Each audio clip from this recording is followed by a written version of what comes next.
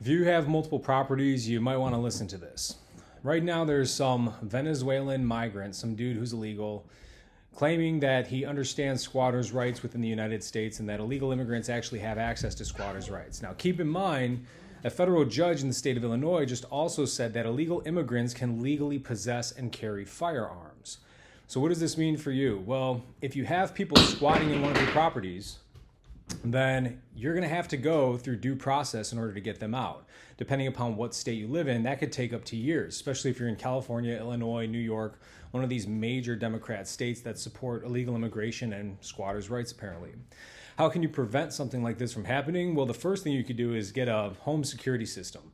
Just something capable of telling you that people are illegally entering your property. The next thing that you could do is have somebody within a quick drive, less than an hour preferably, who's capable of going over there, who is a licensed concealed carry holder or at least a licensed firearms holder if you have constitutional carry in your state, and then also have the ability to use something less lethal like a Byrna home pepper defense pellet gun or saber pepper spray, something like that.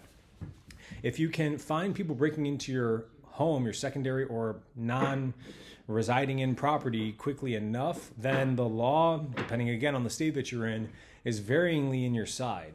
But if people are in there for a week, 2 weeks, 30 days, then more and more less likely will you be able to remove them from your property. So this is pretty insane. I would highly recommend that if you have multiple properties, you check it out or you have somebody go check it out for you. If you want, I'd be more than happy to. You can feel free to DM me, give me a call. I've got people all over the country who could be more than capable of handling something like this. But this is really concerning for a number of reasons. One, forcefully occupying a residence which you're not inhabiting is one step shy of forcibly occupying a residence that you do inhabit. It shows complete vagrancy for any sort of law or legislation that is within this nation, and just goes to show again that the majority of these people coming over are not friendly at all. They're not refugees seeking shelter from some sort of economic or war-driven crisis. It's all a bunch of bullshit, and they're coming over here for this exact reason like this. Now, what makes this even most concerning is that there's also now groups of migrants, illegal, who are a part of these major gangs in these other nations. And if you think that gangs in the United States are bad, then you don't know shit about what takes place in the rest of the world.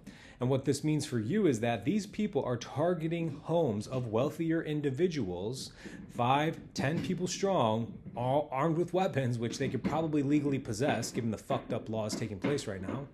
And they are attacking people's homes. They are attacking your dwelling.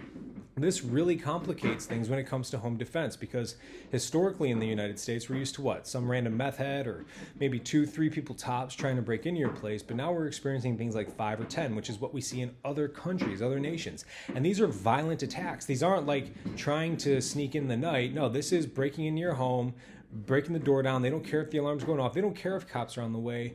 They will rape somebody, they will kill somebody, and they will take everything that they possibly can and try to get out of there. But again, they don't really care if the cops show up, because then they'll just shoot at the cops, because they're probably armed better than the police are, and they've probably been in more gunfights coming from all these fucked up places like Venezuela or Guatemala or Belize.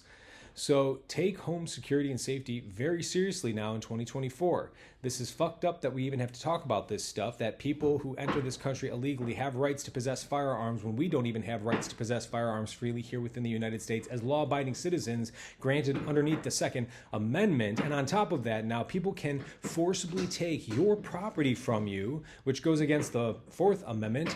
People could take your property, they could seize it from you, without even having any sort of legal cause or justification, and without even having the legal right to be here. And then you have all these stupid-ass NGOs and other organizations coming in, providing them with legal and financial support if you do try to take them to court. So have home security systems, have a home defense plan and strategy, and if you don't have one already, then reach out to me, because that's what the Lethality University is all about. Complete coincidental timing that we're releasing the home defense series during this type of a messed up crisis. Don't try to just... This isn't the same America that we've been used to. It's not. 12 million illegal immigrants, and the vast majority of them, based off of everything we're seeing, are terrorists or part of criminal gangs and enterprises or trafficked humans. That is a very dangerous situation. That is bigger than the entire U.S. military by like 12-fold. Like, we've only got like 1 or 1.5 million people in the military. I haven't checked in a while. But That is an insane number of people, and now we've just granted them the right to seize property and to carry weapons, and there's no legal repercussions. We don't even send them out of the country after they get busted doing something like this. So take it very seriously, and if you don't, it's your own fault if something happens to you. I just want to be very clear about that. If you're putting your family at risk and you're not taking these types of situations seriously, and something happens to you or your loved ones, that is 100% your fault. Your lack of leadership, your lack of example, your lack of initiative and proactive measures taken in order to defend your home and your family and your loved ones, that's on you, my friend. Don't be that person. Take it seriously. Be ready if something actually happens to happen to you. And God forbid, if it ever does, know the appropriate steps that you must take in order to defend yourself, your loved ones, both physically, spiritually, emotionally, morally, but also legally. All right, best of luck, everyone. This is shaping up to be a pretty wild year.